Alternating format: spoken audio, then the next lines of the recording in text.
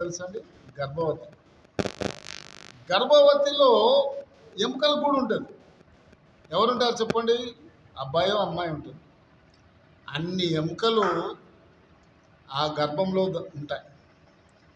దాని గురించి చెప్తున్నాడు ఆయన.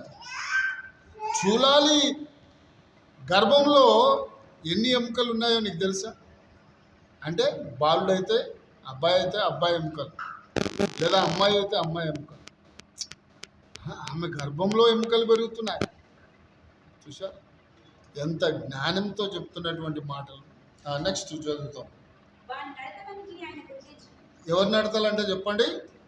వాని నడతలు అంటే దేవుడు నీ నడతలను కూడా గమనిస్తున్నాడు. నువ్వు ఏడున్నావు వారమంతా? ఎవరితో సావాసం చేస్తున్నావు? అన్యులతో సావాసం చేస్తున్నావా? దేవుని బిడ్డలతో సావాసం చేస్తున్నావా? అవన్నీ దేవుడు